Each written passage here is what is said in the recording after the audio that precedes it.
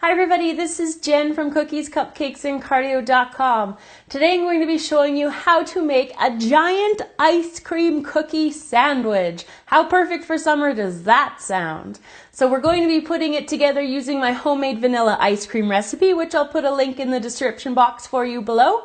And we are ready to get started on making this delightful treat. To make the chocolate cake portion of our ice cream sandwich, we're going to be using 1 cup of water, 9 tablespoons of vegetable oil, 1 tablespoon of white vinegar, 1 teaspoon of vanilla extract, 2 1/4 cups of all-purpose flour, half a cup of brown sugar, 1 cup of regular white granulated sugar, 1 teaspoon of baking soda, half a teaspoon of baking salt, and half a cup of cocoa powder. For decorating, we're going to be using sprinkles. You can use any kind.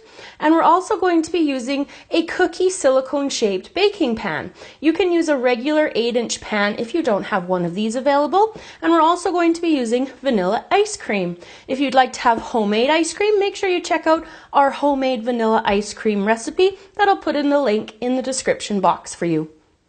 The part that we're going to work on first is the ice cream center of the ice cream sandwich. So what I have here is an 8-inch springform pan. The springform pan's the bottom pops out, which you may have seen in my previous cheesecake recipes. In this pan, I have the bottom lined with parchment paper, and it's also lined with parchment paper along the sides, just to make the removal of the ice cream a little bit easier. So just put your ice cream into the pan here. And then you're just going to smooth it out as best as you can to make it look like a disc that you would find in the center of your ice cream sandwich. So I'm going to smooth this out, and then it's going to have to sit in the freezer for about 4 to 6 hours so that it freezes solid. So I'm going to pop it in there and be back later. To make the chocolate cake, we're going to put all of the dry ingredients into the bowl here.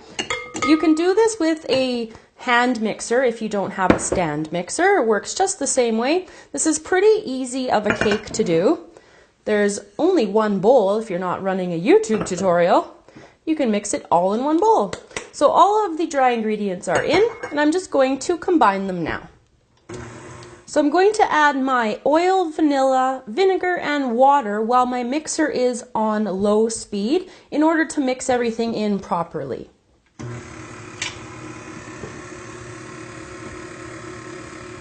Once the batter is all mixed together, you're just going to try to divide it as equally as you can into between your two pans.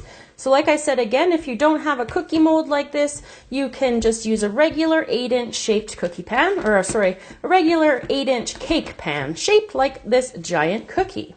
So you're going to smooth your cake batter out as best as you can, and then you're going to put it into the oven at 350 degrees Fahrenheit, and it's going to bake for about 25 to 30 minutes. When you've got it baked, this doesn't want to come out for me.